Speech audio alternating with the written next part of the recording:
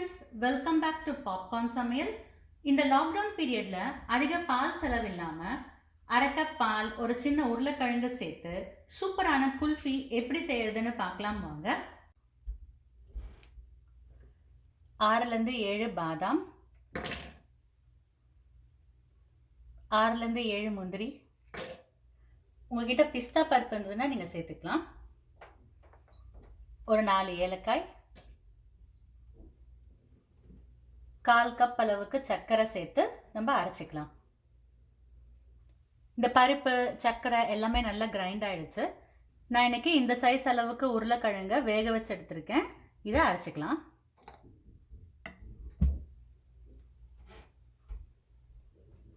உருளைக்கிழங்கு நல்லா அரைஞ்சிடுச்சு. இப்போ இதில் அரை கப் பால் சேர்த்து மறுபடியும் அரைச்சிக்கலாம். உருளைக்கிழங்கோட பால் நல்லா மிக்ஸ் ஆயிடுச்சு. உங்களுக்கு உருளைக்கிழங்கு வேண்டாம்னு நினச்சிங்கன்னா நீங்கள் 4 ஸ்லைஸ் பிரெட்டை ஓரங்களில் கட் பண்ணி சேர்த்துக்கலாம். நம்ம குல்ஃபி இன்னமும் நல்ல டேஸ்டாக இருக்கிறதுக்கு ரெடிமேட் பால் powder, condensed milk, fresh cream சேர்த்துக்கலாம்.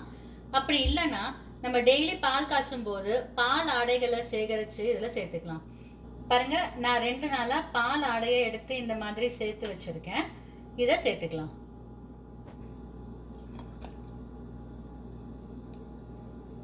இது கூட குங்குமப்பூ பாலில் கலந்து வச்சிருக்கேன். அதையும் சேர்த்து மிக்சியில் அரைச்சிக்கலாம். அவ்வளோதான், நம்ம குல்ஃபி மிக்ஸ் ஃப்ரீசரில் போகிறதுக்கு ரெடி ஆயிடுச்சு. இப்போ இதை நம்ம வீட்டில் இருக்கிற சின்ன சின்ன கிண்ணங்கள், டம்ளர்ஸ், குட்டி பானைகளில் ஊற்றிக்கலாம்.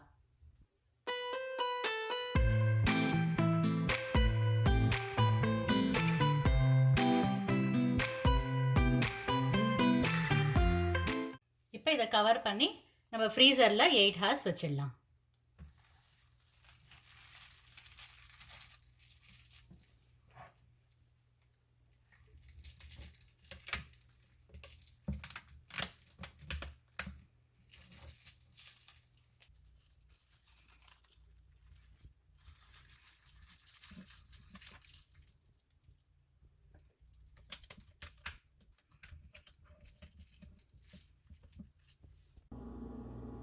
எட்டு மணி நேரம் ஆயிடுச்சு. நம்ம குல்ஃபி எப்படி வந்திருக்குன்னு பார்க்கலாம் வாங்க.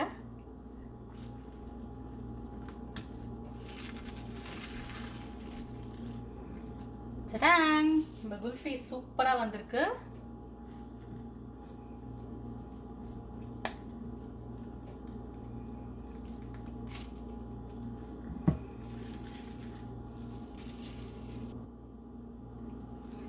இதில் உருளைக்கிழங்கு சேர்த்திங்கன்னு யாராலையும் கண்டுபிடிக்கவே முடியாது.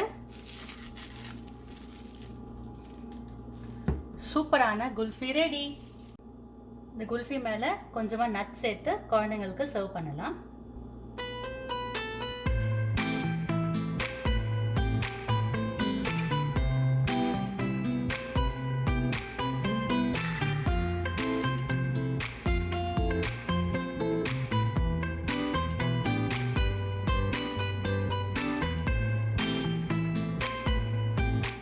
இந்த சம்மருக்கு இந்த உருளைக்கிழங்கு குல்ஃபியை உங்கள் குழந்தைங்களுக்கு செஞ்சு கொடுத்து என்ஜாய் பண்ணுங்கள். மறக்காமல் உங்கள் கமெண்ட்ஸை ஷேர் பண்ணுங்கள். பாப்கார்ன் சமையலுக்கு சப்ஸ்கிரைப் பண்ணுங்கள். தேங்க்யூ.